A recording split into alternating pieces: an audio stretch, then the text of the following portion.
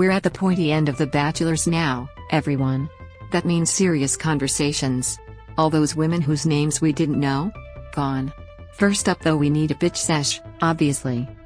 For some unfathomable reason, Abigail simply cannot get her head around Jess telling Felix she wants to be with him. She just wants him to be open to the idea of non-monogamy in future.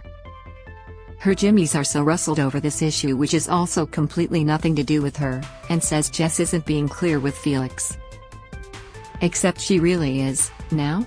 Sure, before I'd agree with Abigail, but at that dinner party Jess literally outlined it with "I want to be with you, I just want you to be open to non-monogamy down the line because I'm not sure I can sleep with one man forever."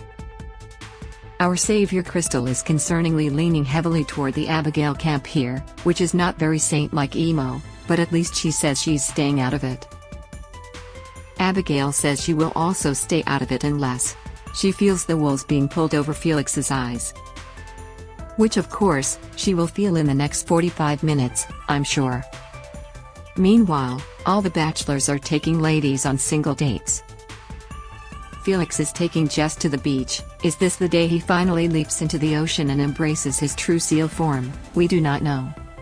They're segueing, which is the worst date ever. If my boyfriend ever tries to make me segue, I won't just dump him, you guessed it. It's coming, slash his tires. Meditation Daddy's taken GC Gwyneth to another part of the beach because, lol, the production budget is that small. Because Daddy is absolutely chomping at the bit to lock some lady down with a ring. Even though he's in love with 3 of them, he's disappointed when his convo with GC Gwyneth about the future sees him saying he wants it all and her saying "I would like to keep dating you and see where things go." This is a very normal attitude to dating a man you've known for a few weeks. Unless you are a meditation daddy, in which case this means I fucking hate you. Kmart MGK, down another end of the beach. How long is this beach? Is Dune buggying with this woman whose name I never remember? We also must acknowledge his attempt to slowly integrate into the Wiggles. After they sit down and she tells him she's falling in love with him, which is surprising since she's had 0. 4 minutes of airtime and I do not know her name.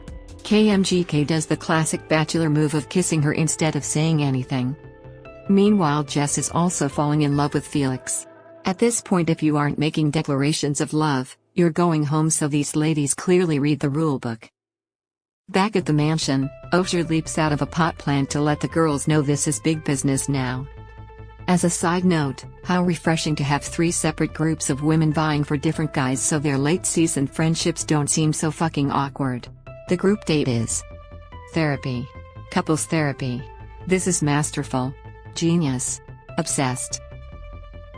They've managed to shoehorn mops into the Bachelors. They introduce this sexologist who may or may not be a charlatan, but who is defo going to ask the questions the producers want her to ask. Alicia and Jed are first up, and Alicia is like, "Therapy is dumb and I'm not telling some rando my private shit, time."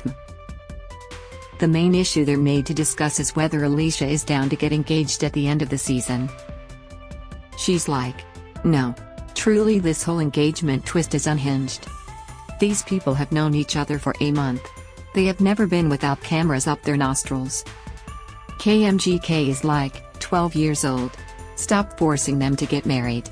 Anyway, to his credit, it sounds like KMGK is also not vibing this marriage twist either, so I think they'll be fine. Moving along to the 2 people most likely to procreate on the show so they can start their nuclear family immediately, Meditation Daddy and Gondolia. This woman has married this man 50 times over in her mind already. You can see it all over her face. The convo is basically, "We want 2 kids, we've already talked about it, we already got married in secret, we're pregnant with twins." Then he sits down with GC Gwyneth, who, like Alicia, has a pretty normal and balanced idea of what should happen after this show between her and Daddy. She's like, "I'd like to get engaged and marry you, I just need some time before we discuss kids." Now, to be fair, Daddy is in his late 30s, as is GC Gwyneth. He says he wants a family of his own, so she'd have to be ready pretty soon to start procreating again if that was on the radar, because the universe hates women and gives us limited biological abilities to have kids. We love to see it, we hate it. So while Daddy's obsession with locking a lady down is bizarro to me still, I'm starting to get why he's feeling like GC Gwynny isn't his match.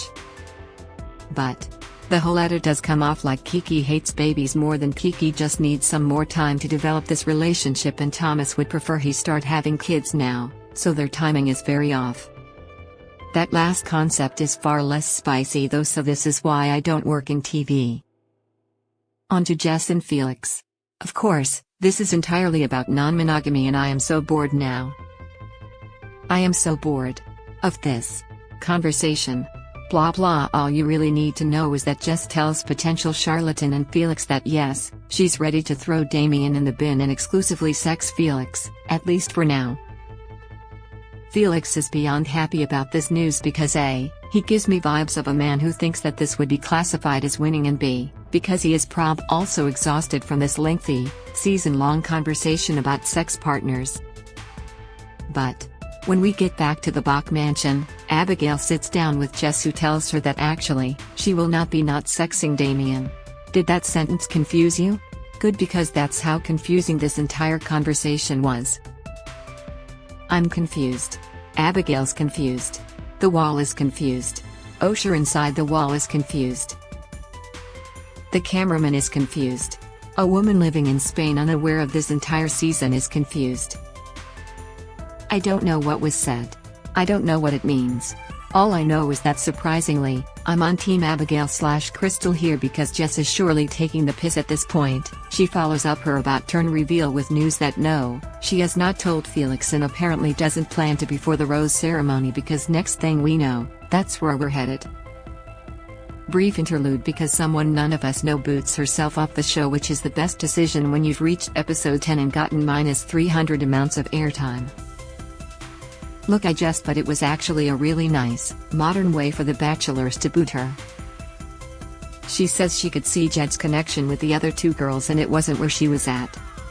Love this for her. She cries in the car. Prob from happiness at having to never sit through another drum solo. On to the ceremony. It's tense.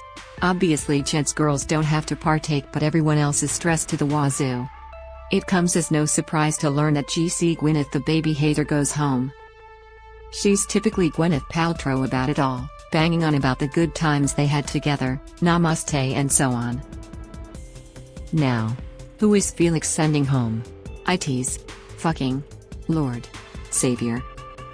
Crystal. Look, it's not a shock. Well, it is, because WTF even is Abigail still doing here? She sort of wafted in like an episode ago? But the connection between these two was totally matey by the end there. Still, love you, miss you, Crystal.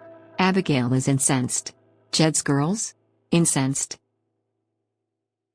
Everyone is sitting on this bombshell that Jess has changed her mind again, and no one thought to, I don't know, dramatically stop the rose ceremony to tell Felix?